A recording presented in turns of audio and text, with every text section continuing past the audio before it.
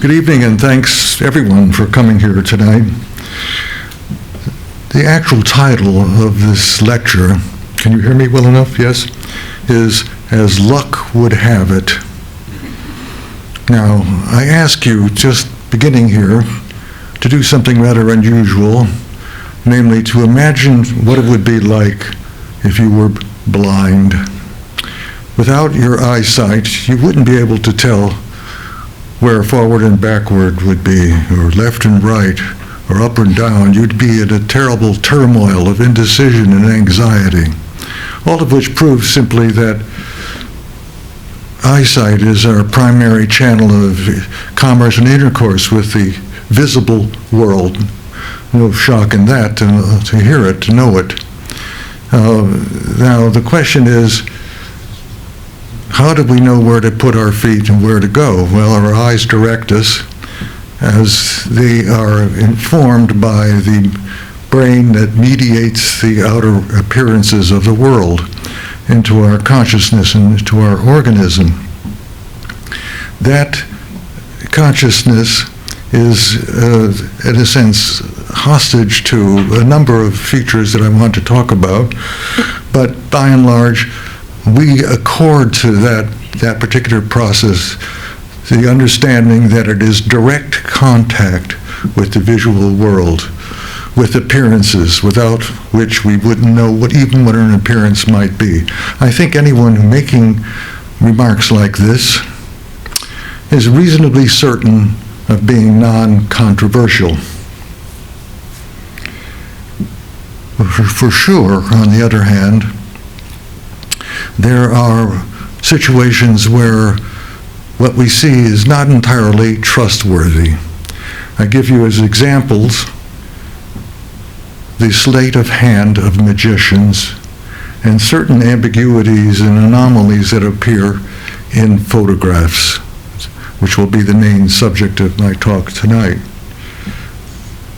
Both these activities, both these conditions of visibility are subject to different controls. The magician, of course, is intentionally deceiving you or misleading you. The photographer has perhaps no such intention, but can't help putting forth certain appearances where you're in some doubt as to what is happening and what you're looking at. For an occasion to have impressed the viewer, myself or yourselves, as terrifically implausible, we tend, I think, to reach back into a thicket of weak causes, assured by none of them. To be sure, there's always enough differentiated space, human space, urban space, natural space, that provide for us unaccountable or strange territories. We live with the jostled encounters that they provide us all the time, and often enough we accommodate to those encounters, even though some of them are rather bumpy and peculiar. Nevertheless, one of the most pervasive features of our visual life, I mean ordinary visual life, is inattentiveness, which is implied by imperfect or poorly remembered details of a scene formerly considered. For example, you walked into a new room, someone's interior, and you saw everything and nothing. What color sweater was your host wearing that night? What pieces were on the mantelpiece? What were people saying? And then you begin to realize that your attention is hostage to your memory and to your social needs, that attention is constantly reconfiguring visual episodes which are now receding rapidly from your mind, as indeed the language was at the time it was spoken. And you're in some kind of state of minor uncertainty, or even perhaps panic if it's important for you to know what was happening then or what you were seeing. What lay before your eyes and what you told yourself subliminally to see, well, these were simply not the same thing. And the reason is because knowledge of the things seen is part of the awareness you have that allows you to make your way socially in the world, necessary for social intercourse. I use the word inattentiveness. I was referring to the inevitable selection that regulates foreground and background, central and peripheral sightings. This process continues unconsciously, even though it is built up or accreted through a series of scans interpreted as continuity, as obvious, normal continuity. Were we not able to synthesize and blend our visual impressions in this fluid way, we would actually be drowning in a glut of one particular optical sensation to the point where we would feel paralyzed and immobilized visually. However, the continuity is very important because throughout our lives, as we move and maneuver through space, the eyes seek guidance, and that is particularly a narrative guidance. If there are effects, there must be causes. If there are starts, there must be endings. We assume that there are goals that are consciously undertaken and internalized by people on their various marches, errands, wanderings, just like our own. The getting through of space must have had some start. Now, all of this is particularly unremarkable. I'm not saying anything that you don't already know, but I'm also going to introduce something that we do know, but which is a little bit harder to understand. On the visual horizon, urban, interior, outdoor, whatever it might be, sometimes an anomalous presence appears, something really unusual, unpredictable.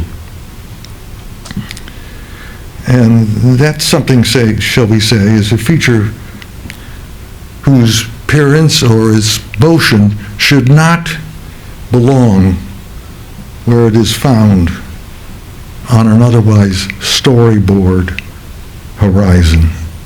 One way of alluding to that presence is by use of the word connection. Only connect, said the novelist. We feel connections in a kind of a normal, organic way, welling up among us as we listen to someone's inner theater like you're doing now, or walking the street and you're seeing the various individuals of our variegated populace moving around, striding in their own territory.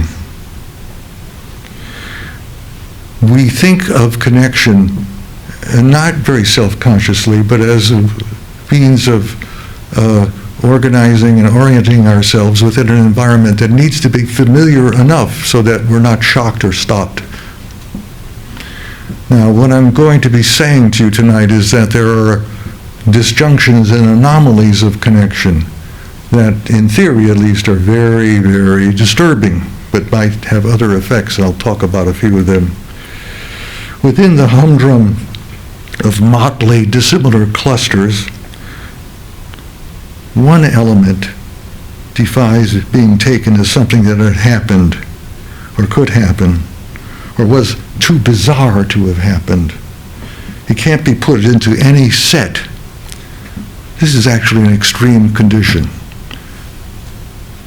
Suppose we see on the street a woman wearing a burqa walking down 23rd Street. This is not an example of an extreme condition. Rather, it's simply a person who exhibits an unexceptional cultural difference among many in this cosmopolitan environment of ours. But suppose Contrarily, on our perspective coming towards us, we see a man otherwise of normal build, but 10 feet tall. This is an extreme, disconnected appearance. It would completely outrun any idea of normal genetic programs for the scale of our fellow human beings, our fellow people. No such person 10 feet tall, no such giant had been known to exist before. On many levels, a failure of connection is noteworthy. This would be astonishing. Our idea of connection depends on a social acknowledgement of motley dissimilarities within familiar orders. But there is, on the opposite level, I'm talking about a singleton presence that immediately dissociates itself from the mass of humanity around it in some importunate way. But there is the opposite, that is to say, a redundancy of like presences produces the same result of both fascination and possibly alienation. Deviation in the extreme stands out, but so does a convergence of seemingly gratuitous forces. Suppose there is a cultural reason for such homogeneity or uniformity. For instance, a religious parade, an army detachment, vernacular architecture. All these have their reasons for being, their standards, their stereotypes. And therefore, given the purpose, the insignia, the schematism of these phenomena, they're perfectly understandable and offer no shock or sensation. They're not unreasonable. However, sometimes coincidence, untoward resemblance, does have a very surprising, sinister, or shocking value. And I give you an instance. A man is about to get into a cab on Fifth Avenue. He sees coming towards him a group of people, and amongst them a young man who looks familiar. He stops, he looks at the stranger in the crowd. He recognizes an old schoolmate last seen 20 years before. He calls out, raising his hand. The man in the crowd hears him, looks up, sees the caller, waves back and calls his name. Now the two men are only a few feet away, and they recognize that they were mistaken and disconcerted. It happened. He was not my Paul, and I was not his Max. Now, that sort of thing doesn't happen very often. A misrecognition on the part of two people against which the odds are quite extraordinary, I should think. But extraordinary or not, or extreme or not, to fellow passers-by, this episode would not have made any impression whatsoever. At most, people would have seen two men who showed themselves at close range to be a little disconcerted and then passed on. Nothing sensational would have appeared on the radar screen. These were not bogeys. These were just something incidental that happened. Truly incidental.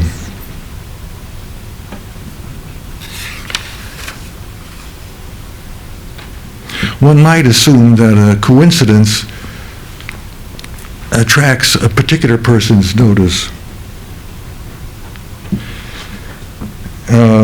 Maybe disbelief. But this one involved two people in a symmetrical, interactive, as I say, misrecognition. I say that life brims with situations like this, tiny ones, trivial ones sometimes. Above all, gratuitous ones, which fail to be registered. It's necessary to think of situations like this, I'll enumerate them in a minute, as not for us That is to say, not designed, constructed, or otherwise created so that a particular prepared audience should be made witness to the episode in question.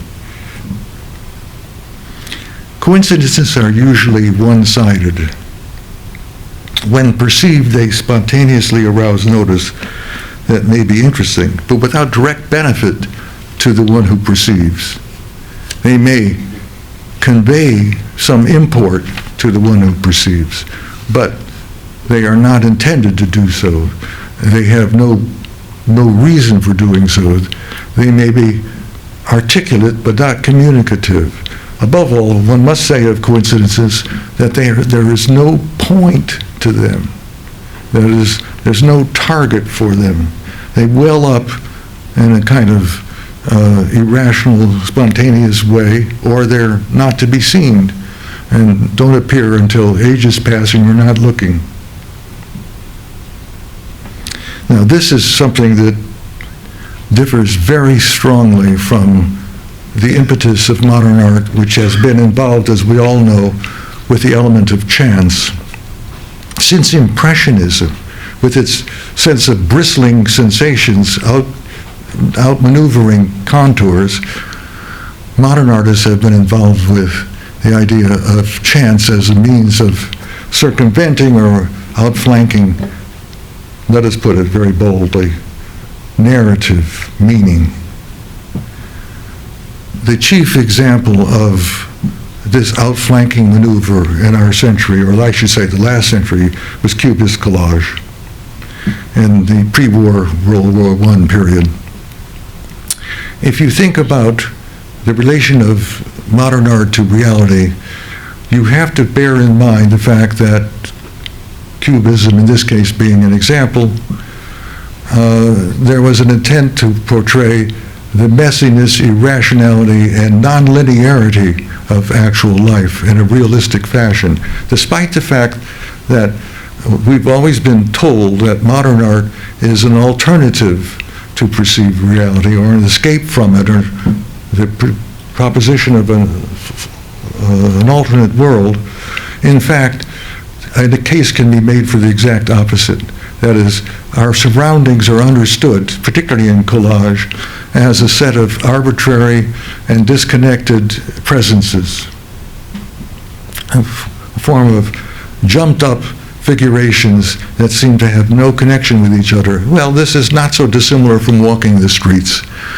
In a collage, we have media, commercial materials, signage, texts, scraps, detritus from all sorts of purposes and contexts, cohabiting with each other on a so-called field of fine or high art. Now, in a sense, this is a very literal way of approaching reality, insofar as it constantly emphasizes the disjunctions and the chasms and the slippages of meaning that occur when we try to make sense of where we are.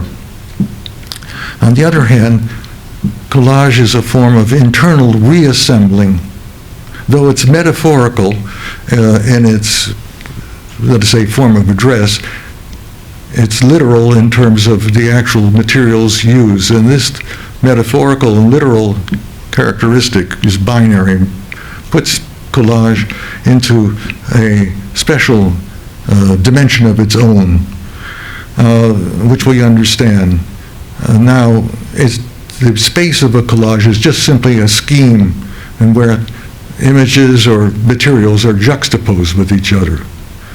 I say that this is an attempt to outwit or run along beyond and beside linear narrative closure type stories that had been the province of academic art and naturalistic art for many centuries before. But there was an immediately succeeding movement in modern art called Dada, which went further, and particularly in the direction of opening up artistic structures to chance, and that was Duchamp's Dada in particular, which eschewed structure itself.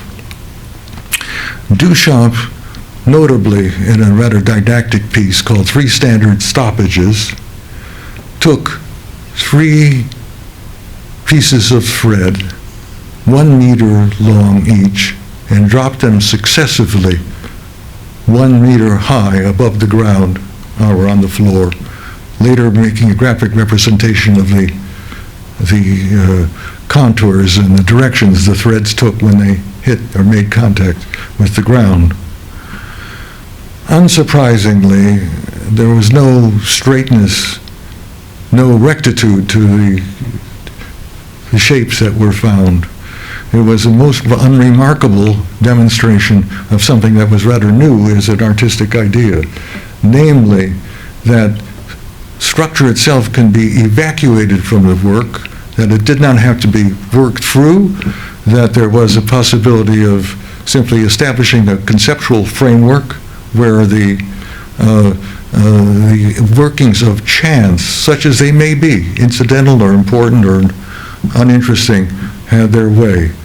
In other words, there was a big difference in collage between working as if chance had infiltrated into your field, and in Duchampian Dada, where chance itself affected the outcome of the work, which would change over time. Atmosphere had a lot to do with Duchamp's work, whether in gathering through time with dust or through wreaking tarnish and stain upon the finished artifact. So we're dealing with interesting but artificial systems of incoherence. There was nothing so extremely out of order or beyond conventional syntax that it couldn't be included in the artistic presentation. Even if I might deplore, the implied thesis that things don't follow from each other. I'll have to concede, we'll all have to concede that that's admissible. I've already done it. In fact, I've begun to think that the most naturalistic feature of modern art, the one most evocative of our sublimated and distracted sensations, indeed the mongrel aggregate of our whole surrounding, is this principle of disaggregation and reassembling and collage, or importuning of chance as Dada.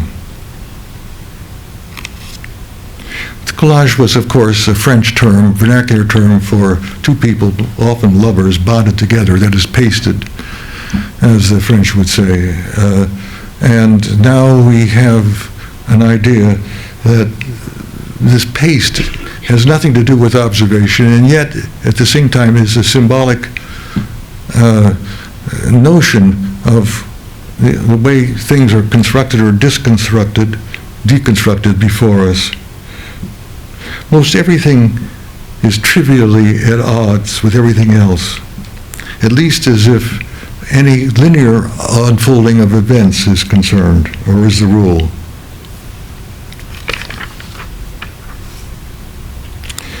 Since art is a matrix of hypotheses and illusions, they are embodied by imaginative forms. The anti-narrative modern artist, in many of his types or manifestations, thinks of the outer world as roughage, untreated and conclusive of nothing in particular. The terrain might feature nodal points that may be accentuated, but it lacks clues suggestive of final outcomes and therefore of meaning.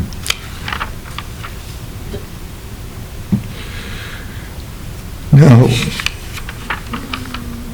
where does photography fit into this categorical scheme of things, which I've sketched much too schematically here? Anyone would notice right away that in its accommodation to chance, the photographic medium is almost shockingly versatile, and that features of camera culture are the way to try to understand what that versatility is. I'm going to touch upon a few of them. A photograph reveals a number of different conditions immediately. It might show us where our legs could go or where we shouldn't go. Were we there? It illuminates simultaneously aspects that could only have been encountered or recognized successively. It retains,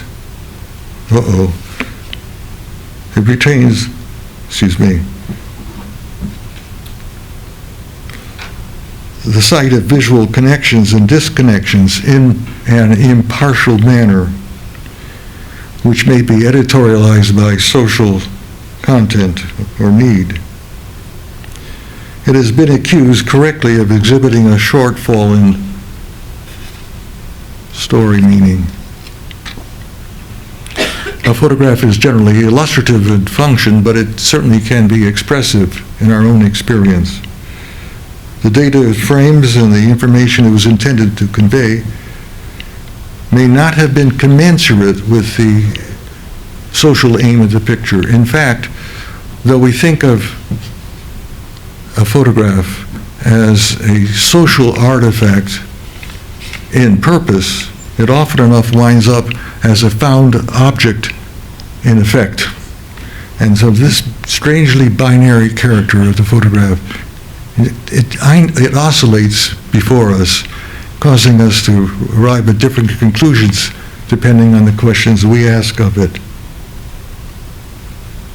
Furthermore, the discrete, rectangular 2D format of the photograph is radically at odds with the stereoscopic peripheries of our normal eyesight.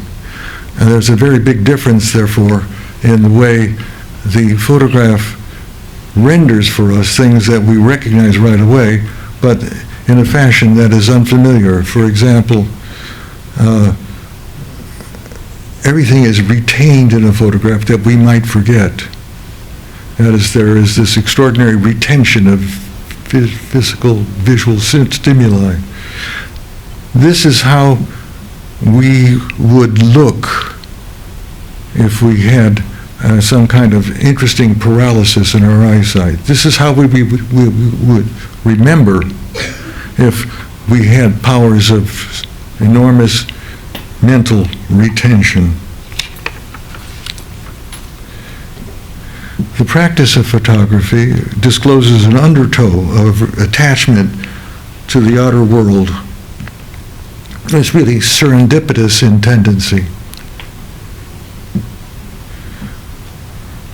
We don't know how much to credit this effect to the serendipitous character of the medium itself or to the externality of the world. Who or what is finally responsible for the picture presented? There's a trade-off, always variable and in different ratios, between the activity of the subject, the intervention of the photographer, and the willfulness of the interpretation of the viewer. When all these actions are in play, all bets are off.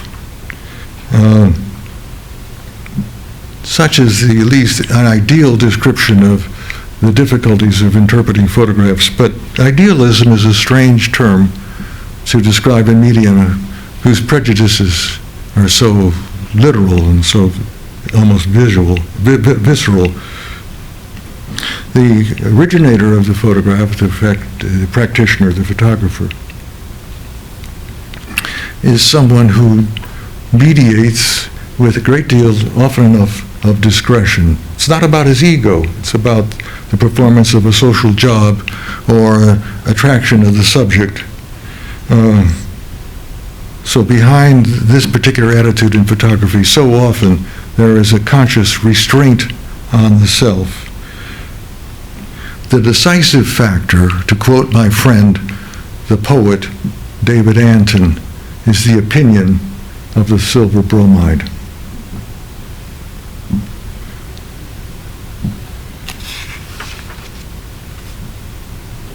There can be no doubt when we look at photographs that the pictures are for us. That is, they're presented for our capacities of inspection and assessment.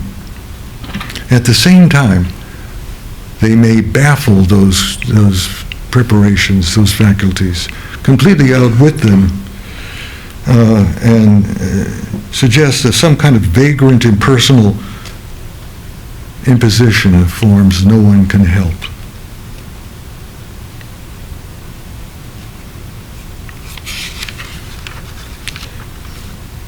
A photograph doesn't have to go so far as to be, quote, realistic in order to convince us that it need be trusted as some record of physical circumstances.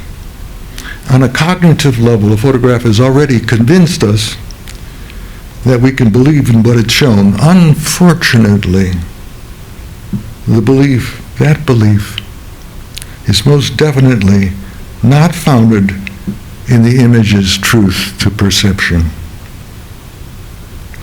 Let's be rather blunt about this. A photograph is a radical contraction of historical appearances supplied with unnecessary data. One might say the same of an actual glimpse if it were not followed up with perspective and synthesis. Without the faculty to move ahead in real time, the photograph really has no future. It's marooned in perception, acting as a slight visual repository of something gone or not the same anymore. The continuities that it suggests are chronically stillborn. Now, certain writers have discussed this expressive and also stillborn activity in the photograph from the particular viewpoint of chance, the element of chance in photography. Two of them I'm going to mention briefly here. One of them is John Szarkowski, who then, as the curator of photography at the Museum of Modern Art, wrote a long essay for his catalog of the retrospective of Gary Winogrand in 1981. What drew Szarkowski to the output of this worker was its defiance of standards of composition.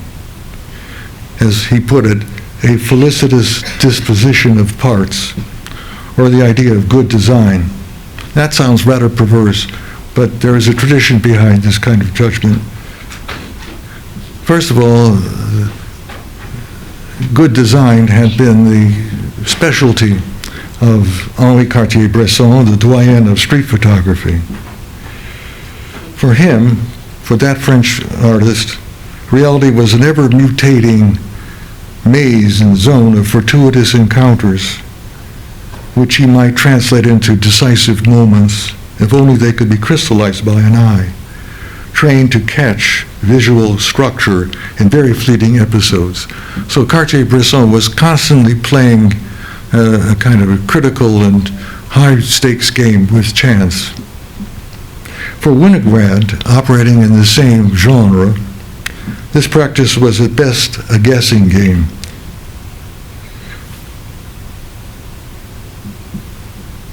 Slated to be lost except by accident. Thus he came to be admired as an unflinching, profligate, and knowing exponent of bad risks, although I hasten to tell you, not the same heinous ones as developed by mortgage retailers. We have to keep that out. In Szarkowski's essay, Winogrand's defeatist temperament is seen as a conditioner of his victories. Where the ordinary snap shooter knew what the subject was, he said, for Winogrand, photography was the process of discovering it. Now that's a very interesting thesis. Nothing was to be understood in advance, unless it was the inevitability of time and film and effort wasted in a thankless crapshoot. That awareness is apparently more realistic and more perceptive than that of the confident artist or the family snap shooter who knows what the subject is ahead of time and goes about framing it. How could chance not enter into Winogrand's hapless activities, most of them favored by ill luck, ill-favored by low ambition or bad luck? So he was not to be held responsible when fortune, more than occasionally, rewarded him with something that was quite sharp, memorable to look at. Or so would have been the argument had John Starkowski's outlook been philosophical rather than the aesthetic one he actually verbalized. Because the criteria of interest for that curator was what he called the successful photograph. I put success in quotes. Let me show you. Whoops. We're going to look at some pictures finally. Can we have the pictures? The first picture on the... That's right, good. This is a picture by Gary Winogrand of a football game at Austin, Texas, where all the players are seen running to the left in a surge athwart the camera. Many of them, by the way, probably in accord with the coach's prior diagram. The shot exhibits, according to Starkowski, the essence of chaos, and not chaos itself. Even if one doesn't know, as I don't, what the essence of chaos is, the image is an exciting one, true to a viewer's confused football experience because of the initial difficulty in spotting who has the ball, and is therefore the motive for all the action. It's hardly a good sports photograph, but it's a marvelous street shot, diffused though not scattered in its figurations. However, the criteria for success that pertain to Cartier-Bresson are here similarly applied to Winogrand. A photographer can be miraculously, yet unconsciously, present for something, quote, else, the wrong thing, which turns out retrospectively to be the right one.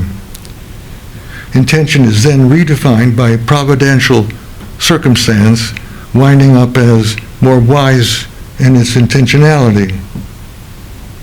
The photographer should not be keyed up to hunt for something that doesn't or does not yet exist, but the frequency of his or her encounters with it proves that mission was accomplished. As for the notion that photography constitutes the process of discovering what the subject was, one now sees its usefulness as an alibi for seemingly inexplicable agendas. But it's also based on a circular argument. The way things look in photography is affected by the way photography makes them look. That's what I mean by circular. The other writer I briefly discussed, who's interested in chance in photography, has written some theoretical remarks, is Roland Barthes, the French philosopher. Barthes is not in the least interested in the genres or the utilitarian character or purpose of photography at all. His involvement in the medium is much more personal. He's interested, however, in the existential base or the ontological character of photography. He doesn't care about form or the biography of the photographer at all. What he really wishes to know is how a detail in a photograph moves him, as distinct from informing him. To be informed, even of something grand, monumental, or historical, is banal. To be moved, even of something is trivial and incidental, is precious. So Barthes is not looking for a photographer or a photograph success, which is determined only by a curator's or a critic's taste. Characteristically rhetorical in its own terms. The question of whether a picture is successful in the view of its author or qualified other viewers, doesn't involve him. He says, I realized that some photographs provoked tiny, tiny jubilations and erotic or lacerating value, end quote, in the eye of the singular designated viewer, which is himself.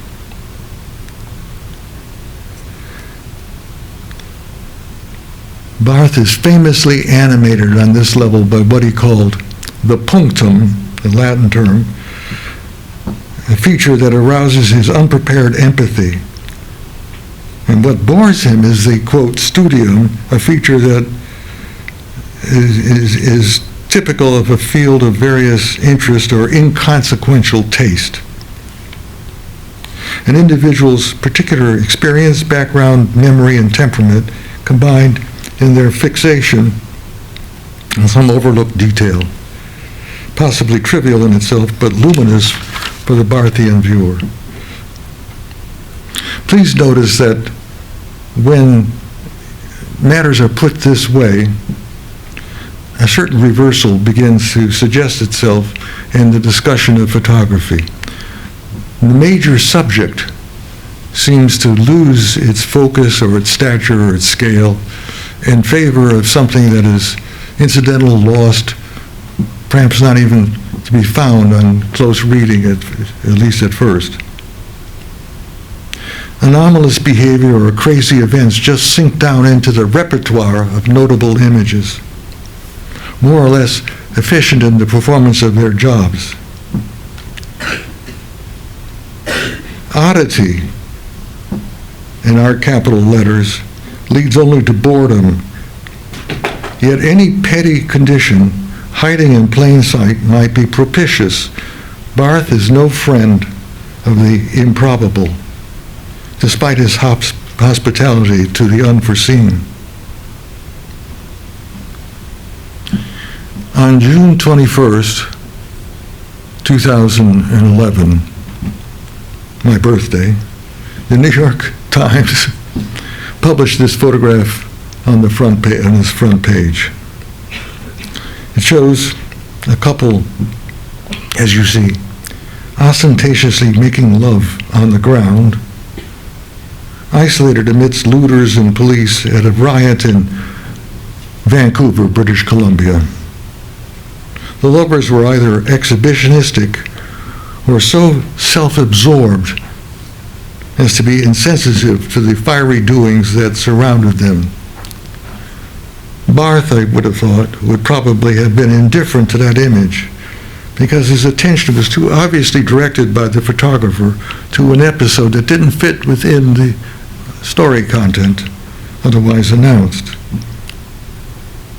There was little benefit to him from a public discovery for someone who had so much more demanding internal stakes in the medium of photography. Those stakes, those hyper-personal stakes, mark him as a viewer almost perversely fastidious, except for the fact that he insists that he does not discover the punctum, it penetrates him, it discovers him, it chooses him. The experience he has of it is involuntary. For him, the image is instrumental despite its role and despite his acculturated expectations. Chanciness, if you will, occurs at the point of reception, not at the origin. It remains for someone else reading him as he reads the photograph to determine the secret that the secrets are shareable, his own, with others. For them, they have a power of expansion, as signified in this particular picture, and I draw your attention to it. It was reproduced in his book, Camera Lucida. It was taken by Lewis Hine and has a rather disagreeable title, Idiot Children in an Institution, New Jersey, 1924. Barth, in discussing this picture, draws our attention, that is ours, the reader's attention, to the girl's, the tall girl's, bandaged finger. which may not have come up in your ordinary assessment of this picture, given other features. Sorry, features. Her misshapen head betrays sad genetics, but that bandage does more for the writer. It betokens a crippled soul led into pathos. Forget untoward coincidence or emphatic disconnection. This detail, that bandage, is merely situational. The picture would say pretty much the same thing without it. But Barth is hopelessly drawn or affected by that tiny detail. For him, it's this transformative crux of the image. To build such an idea into a theory is to elevate a reverse hierarchy, where the detail lords it over the integral whole. I sympathize with this state of affairs, and I myself have offered parallel descriptions of photographic experience. But I do note very definitely Barth's lack of interest in improbability, that is, infrequency of occurrence as an inducement to looking. A detail may be intrinsically of no great interest, but within a studio, it could be somehow of distracting affect and impact. It remains out of proportion to any cause, and therefore could be called a magic continuum. For my part, I don't see photographs as cues for thematic apperception tests. I see photography as capable in some copious and uneven way of delivering unexpected observations about a world that can't be explained. But that is characteristic of the picturing capacity of the camera. It's a piecemeal record of the world around us. I relate to accidents and gratuitous surveys or bizarre coincidences as just observable events, not as cues to my psyche or epiphanies of pictorial grace. As they insinuate themselves into proceedings, some enigmas may become wonders to behold. The girl's bandaged finger does not in the least ignite my wonder, even if it invoked a wise man's introspective pity. A real wonder defies common sense, for all that the fact of its happening is undeniable. Winogrand's football players fell into an explosive arrangement, and yet we see that it, though exciting, it was no big deal. Who would question the normal unpredictability of a football configuration as it unfolds? So writers began to build and develop a thesis about the impending, heavy, portentous weight of chance as something outside human agency, even though they confined their interest in that topic more to art rather than where it simply is able to pasture in the era and in the medium of photography. Writers were in effect, or by implication, trying to encourage sightings into the havoc of details, even if those details would be nonsensical. Now, here's the problem. The trouble is that actual nonsense hasn't the faintest idea of and doesn't require being encouraged. Being encouraged by anything outside itself. If we're shocked by a thing's illogicality, that's our problem. A problem of irrelevant expectations. As a thought experiment, and as a way of concluding, I want to show you 3 examples of the difficulties criticism faces when it looks at real chance in photography. I chose 3 examples of pictures that can be compared because they have one theme in common: the smile of a woman. This first picture here is by Elliott Erwitt, an American photographer, acclaimed as the preeminent humorist in photography, a reputation he certainly deserves. Purposeful humor cohabits in his work so amiably with chance that one would almost think they were meant for each other. Could be. This impression is underlined by what I've called the untoward resemblance of two major images in this picture, where human beings are mimicked by animals or objects, or vice versa. In this picture by Elliott Erwitt called New York 1976, a woman grins next to a poster of a giant peanut collaged with a mouth that gives exactly the same expression as her buck-toothed niceness. Nothing else intervenes to distract us from this comparison, which is simultaneously hilarious and incredible. Elliott Erwitt caught her radiance at its most ripe moment, a feat of timing that brings out such ridiculous twinship between a smile that is ephemeral and one altogether fixed that storyline seems diminished to the margins. But you know, photography remains a mundane medium, rife with narrative clues, if not certainties. I take this scene as an incident at a U.S. political convention, remarkably topical in this year of what's going on right now in the news.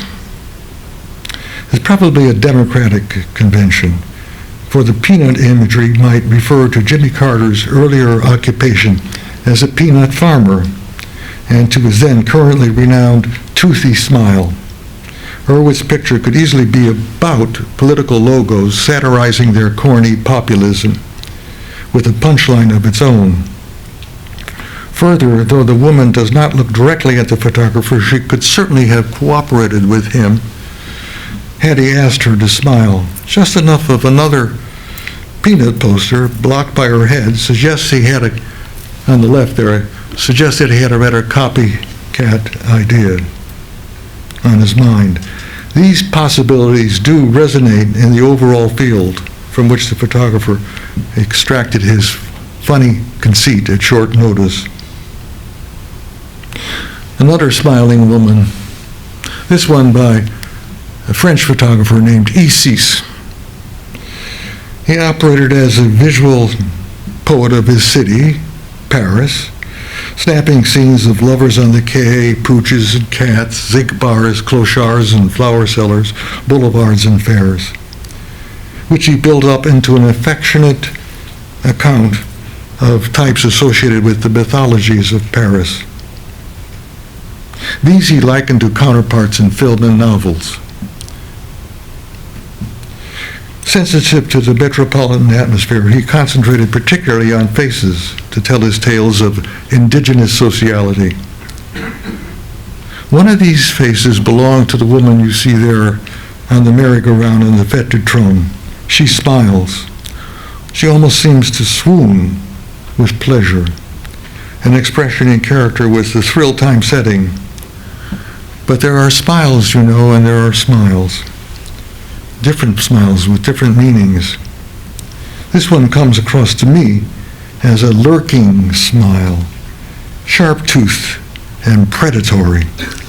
How beautifully it matches the expression on a plaster lion chasing from behind with biting equipment that is really superb. Though he was interested in paired figures, Isis was unlikely to have foreseen or seen at all the comic menace of this odd couple.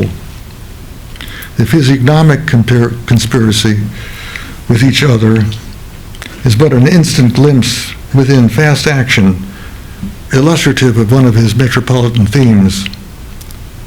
Erwitt's picture resembles a cartoon, helped by deliberate cartoon elements. This one is a much more innocent picture, as it's engaged only with phenomena lyrically described, into which a sinister twosome manifests itself by accident.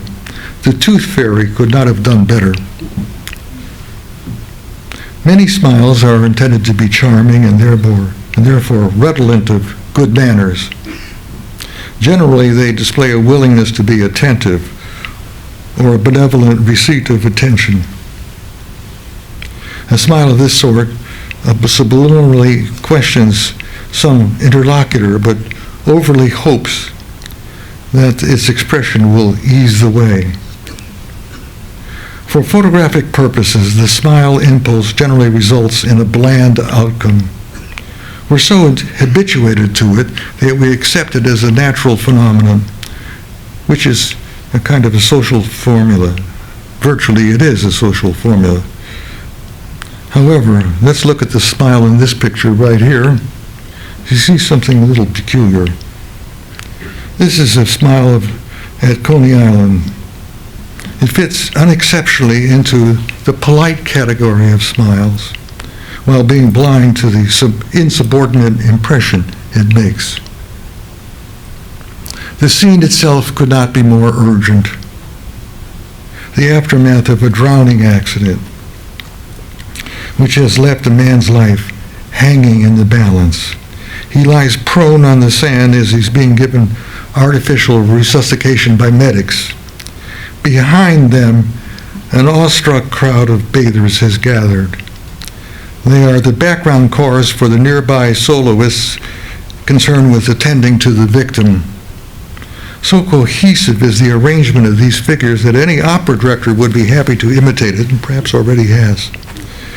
Ouija was a freelance news hound in the New York tabloids in the 1940s, known for his sensational effects created by flash.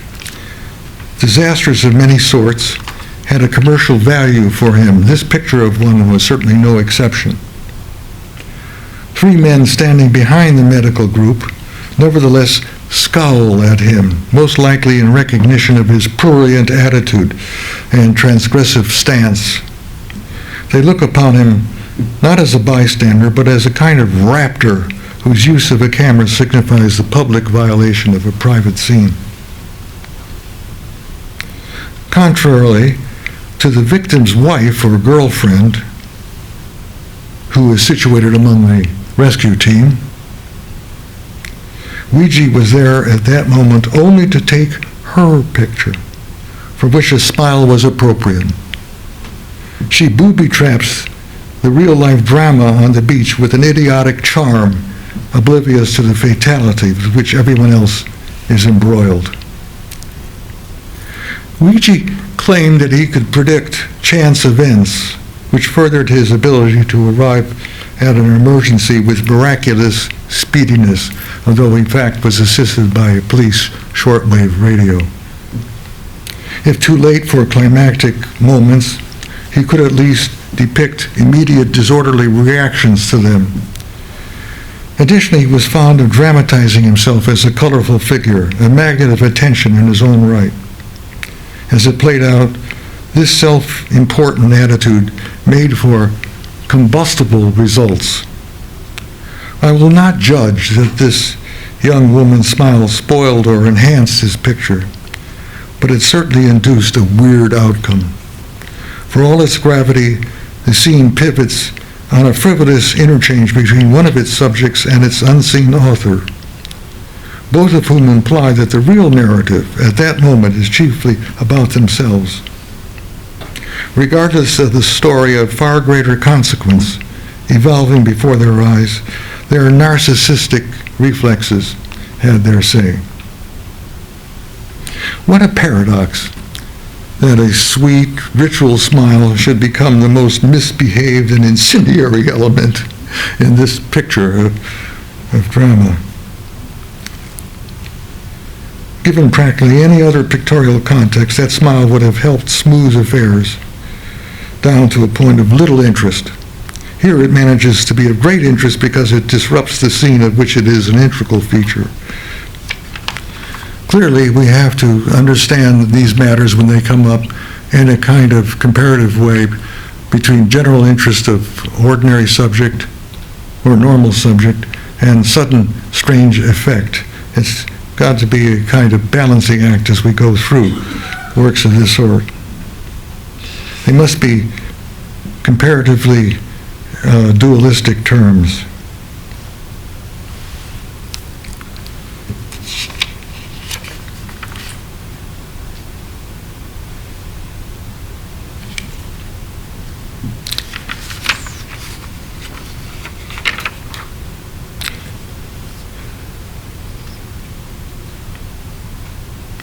When anomalies such as these are born, they freshen awareness of, what should I say, the incontinence of reality. But this spectacle can only materialize when sighted from a unique angle, exemplified in the pictorial moment. Given most other slants, the anomalies would not have existed or have affected viewers as out of the ordinary. From the standpoint of the natural world, as opposed to a cultural world, chance does not exist. People have an understandable but fallacious concept that assumes infrequency of occurrence to be a freakish condition, whereas it simply takes its place in the course of things. I'll give you an instance of something that takes its place in the course of things and yet is certainly not accidental. Suppose that you were an American turkey and you were living in a compound with other turkeys and having a nice time. Every day you were being fed very well by kindly, benevolent keepers. This went on for a year. And then, sometime late in November, something really terrible happens to you and your fellow turkeys. Now, that event, that terrible event, well, it was slated to be, but the turkeys didn't know it. And that's where we're the turkeys in these pictures, quite often. Enough. Now, but there are other turkeys, the ones that are in the images themselves. And so we're reverting back to human behavior, which is the key to whatever is said about chance in the elements of picture interpretation and photography. How people behave fits or does not fit into the stories they think they're in. Eliot's woman, smiling woman, waggishly acts out too much complacence with his probable plot, even though it's a breezy moment. Ouija's young lady convinces us that she felt she was in a story other than the tragic one projected by the photograph of which she stars. He could not have anticipated that impression, but he encouraged it. Far from an incomprehensible or supernatural event, these pictures simply reveal that a narrative impulse had gone astray in an otherwise legible constellation of motives, and that it had landed viewers into a comedy of manners. When things did not altogether go according to plan, they might provide a source of comedic relief. Within the frame, a feature announces that it was not for viewers, though it is still available to them. Too bad that chance, I put chance in quotes, operates as an explanatory principle that explains nothing. We usually employ the term to refer to some outlandish exception to the law of averages, although the exception occurs as just one of many results of our reaction with our fellow beings, the built environment, other species, or the natural landscape. Photographs show no more of human behavior than what is momentarily caught within a frame. To imagine what deep actions or forces brought people there behind shallow, indicative gestures, we sometimes tell fanciful stories about that. Even if believable, the search for causes invokes or involves descent into a snake pit of endless earlier permutations and exchanges that would contribute little to an understanding of the scene in question. Someone once turned a corner in the wrong street. A black cat crossed your path. Cleopatra's nose was too big. If it happened in such a way, why blow it up to overtax the slim content of a picture? It happened in such a way. There was no cosmic principle at work, just a non-instrumental act as far as any conscious process was involved. Now, contrary-wise, we look into ourselves for a moment. When we look at a photograph, we have our own initiative. Photographs are gravitational fields in which we have some psychological ability to position ourselves.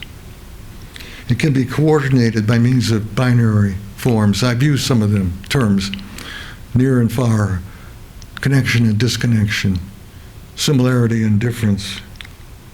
But I have been using in these last three pictures a more subjective comparative pairing, beauty and ugliness. It's remarkable how viewers sort of align themselves, voluntarily or not, along these lines of the polarities I've suggested. In the beauty-ugly comparison of polarity, I chose the smiles of women. And I think that maybe helps us to understand something finally and further.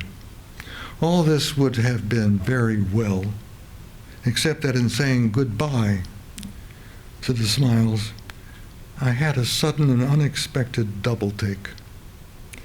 Concentrating on other matters, it had escaped my notice that the women in Ouija's and Issa's photographs, well, they look like each other.